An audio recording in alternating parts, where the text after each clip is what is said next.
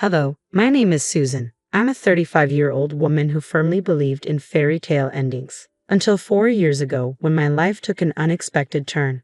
That's when I met Justin, who would eventually become my husband. What began as a romantic story filled with love and trust gradually morphed into a tale of betrayal within the confines of what seemed like a perfect marriage. Our first encounter happened on a typical Tuesday morning at the corner cafe. I was engrossed in a Scott Turow legal thriller, captivated by the plot's twists, when Justin walked in. His presence was striking, confident yet approachable, with a warm smile that felt genuinely inviting. "Is that Gish's latest?" he asked, nodding at my book with an interest that caught me off guard. "Yes, I just started it. He never disappoints," I replied, pleasantly surprised by how easily our conversation flowed. Over the following weeks, Justin and I discovered our shared passions for music, especially classic jazz, and our love for exploring quaint bookstores scattered throughout the city. He was charming, respectful, and always attentive, making every meeting feel like a reunion with a long-lost friend. One evening, as we strolled by the river, Justin's expression grew earnest. "Susan, I've never felt like this before. I think I'm falling for you," he confessed under the soft glow of the street lamps. His words ignited a rush of warmth within me, and I admitted, "I feel the same, Justin. You're unlike anyone I've ever met." 7 months flew by, and our bond deepened. During the cozy dinner at my apartment, Justin proposed, and without hesitation, I accepted. I loved him deeply and was optimistic about our future together. However, our engagement was soon shadowed by anxiety as the time approached to meet Justin's parents. His mother, Catherine, was a stern woman with piercing eyes that scrutinized my every move, while his father, though more approachable, carried a serious demeanor, especially when it came to marriage. At a formal dinner in their home, the conversation shifted to a prenuptial agreement. "It's just practical," his father declared, catching me off guard. Having dealt with an unfaithful ex, I realized the necessity of setting clear boundaries in relationships. Firmly, I proposed a condition: if either of us strayed, the one who cheated would owe the other $200,000. Justin looked at me, his face a mix of shock and admiration. "Susan, I promise I'll never cheat on you," he assured me sincerely. Our wedding was a splendid celebration filled with joy, dancing, and heartfelt promises of eternity. The first year of our marriage felt like a dream. We traveled to enchanting places, shared serene evenings at home, and supported each other's dreams and ambitions. Justin was more than just my husband. He was my best friend and confidant. After the excitement of the wedding, settling into married life was surprisingly smooth. Our honeymoon in Italy was magical as we wandered along the Santa Caterina del Sasso, two lovers lost in romance. "Can you believe we're here?" I asked Justin one evening as we watched the Eiffel Tower light up. He pulled me close and replied, "I believe anything is possible with you. This is just the beginning for us, Susan." Those days were filled with laughter, romantic dinners, and dreams of our future together. Returning home with a suitcase full of cherished memories, our connection felt stronger than ever. Our daily routine was simple yet fulfilling. Justin would leave for work each morning while I prepared dinner for his return. Our evenings were spent in deep conversation, discussing everything and anything. One evening, while tidying up after dinner, Justin said, "I never thought I'd be this happy doing ordinary things like washing dishes." I playfully splashed water at him, and he laughed as he caught it in his hand. "That's because you've got an amazing wife. It's all about good company," I joked.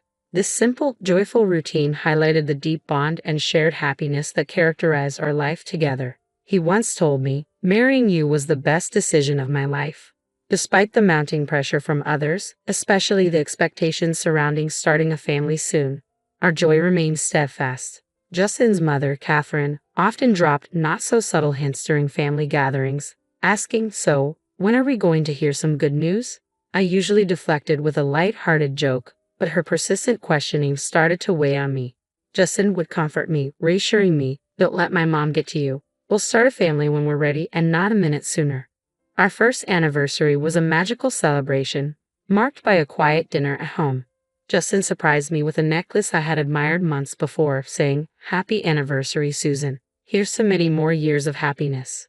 His eyes sparkled with love as we cuddled on the couch that night, and I felt incredibly blessed. However, as we entered our second year of marriage, The pressure from Justin's family, especially Catherine, began to take its toll. It was no longer just about starting a family. Her critiques seemed to infiltrate every aspect of our lives. Catherine's disapproval, often masked as helpful advice, turned every family visit into an ordeal. One afternoon, while I was setting the table for lunch, Catherine walked into the kitchen and eyed the spread with a disapproving frown. "Is this what you're serving? A bit simple, don't you think?" she remarked, her tone dripping with disdain.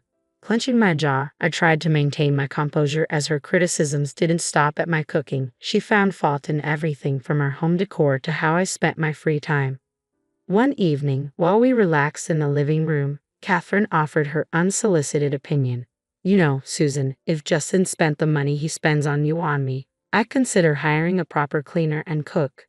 Justin appeared uncomfortable but remained silent, which felt like a betrayal, leaving me simmering with frustration. "I'm doing my best here, Catherine," I managed to say, but the hurt deepened as I noticed Justin starting to echo his mother's criticisms, albeit more subtly. After one of Catherine's visits, he casually suggested, "Mom might have a point about the house. Maybe we should consider getting some help." A wave of hurt and frustration washed over me. I couldn't help but question Justin. "So, you think I can't handle things either?" He quickly backpedaled, insisting, "No, that's not what I meant." But the damage was already done. The constant criticisms and Justin's growing detachment began to strain our marriage, leading to petty arguments and turning our once effortless conversations into tense discussions. After one particularly heated argument, I found myself pondering aloud. What happened to us, Justin? We used to be a team. He ran a hand through his hair, visibly frustrated, and replied, "I don't know, Susan. Everything feels so complicated now." That night, I went to bed feeling isolated and misunderstood. Catherine's subtle yet harmful remarks had not only invaded our home but were also eroding our relationship, making me doubt whether the love Justin and I once shared could survive this constant barrage of negativity. As our 4th year of marriage began, unease settled in my heart. The once vibrant flame of our love now flickered under the shadow of doubt and distrust. It all started with the repeated calls from a name that frequently appeared on Justin's phone, Brian. Justin's demeanor shifted every time that name flashed on his screen. One evening, as we were watching TV and his phone rang yet again, I felt a knot tighten in my stomach. I noticed the nervous glance Justin threw my way, trying to sound nonchalant as I asked, "Who's Brian?"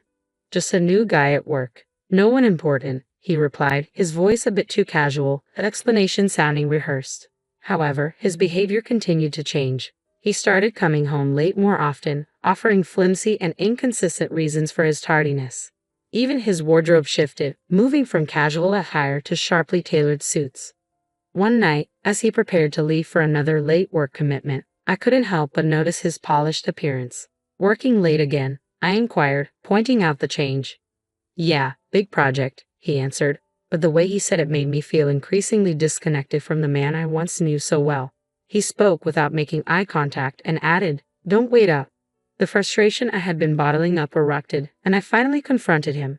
"Justin, this isn't like you. What's happening?" My voice trembled, betraying my mix of anger and fear. He sighed heavily, his expression a blend of guilt and irritation. "I've told you, it's just work. Why can't you trust me?" "Because something's off. You're hardly ever home, and when you are, you seem distant, like you're a million miles away," I countered, desperate for clarity. Justin gave no response, merely grabbing his coat and leaving, deepening my sense of isolation in the silence of our home. That night, as I lay in our empty bed, I reached a painful decision. I couldn't continue living in this cloud of doubt and suspicion. I needed to uncover the truth, no matter the cost. The next morning, I took a step that felt like betrayal yet was necessary. I called a private detective. The constant stress and uncertainty had become unbearable, and I was determined to find answers. The ensuing days blurred into a haze of nervous anticipation as I tried to maintain a facade of normalcy while everything around me felt on the verge of collapse. Then, the detective's call came, shattering my world. "Mrs. Johnson, we found conclusive evidence. Unfortunately, your suspicions were correct," the detective said solemnly. He revealed that Justin had been unfaithful and that the person he had been speaking to, Brian, was actually a woman. The details of their secret meetings, complete with timestamps and photographs, were undeniable. Sitting there with the phone in hand, I was overwhelmed by a torrent of emotions, devastation at the betrayal, and a grim sense of vindication. My deepest fears were confirmed, not as baseless worries but as stark, undeniable truths. Now armed with this knowledge, I faced the daunting task of deciding what came next. I chose not to confront Justin right away. I needed to understand the full extent of his betrayal, not just the evidence of his infidelity. One evening, as I passed by his home office, I inadvertently overheard a conversation that sent a chill down my spine. Justin was speaking with his mother. "Mom, I'm planning to end it with Susan after your birthday," Justin said, his voice chillingly devoid of the warmth it once held for me. "Oh, that's wise, dear. Make sure she gets me a nice 60th birthday present before you drop the bomb," Catherine responded, her tone dripping with cold calculation. Leaning against the wall, I felt a wave of nausea wash over me. Not only was my husband unfaithful, but he and his mother were conspiring against me, planning to use me for one last extravagant gift before casting me aside. Fueled by a potent mix of anger and determination, I decided to play along. I carried on as if everything was normal, secretly gathering more evidence of Justin's infidelity. The detective provided me with photos, videos, and even audio recordings. I was meticulously building my case, preparing for the moment I would confront them. Each night, as I lay beside the man who had betrayed me, a plan began to form in my mind. I would wait until after Catherine's birthday, giving them the illusion of victory, letting them think they had outsmarted me. But when they least expected it, I would reveal everything and turn the tables. As Catherine's 62nd birthday drew near, I maintained a facade of ignorance, acting as if everything was normal. Inside, I was a cauldron of emotions, seething with anger and betrayal, yet strategically masking my feelings in preparation for the impending confrontation. With fierce determination to see my plan through, the days leading up to Catherine's birthday crept by. At a family dinner a few days before the celebration, Catherine casually mentioned her upcoming birthday with a sly smile, hinting, "So, Susan, I'm expecting a grand 62nd birthday. You must have planned something special for me." Keeping my emotions in check, I replied with restrained enthusiasm, "Of course, Catherine. I've arranged a dinner at the city's most luxurious restaurant. It will certainly be a night to remember." Her eyes sparkled with glee, oblivious to the trap I was setting.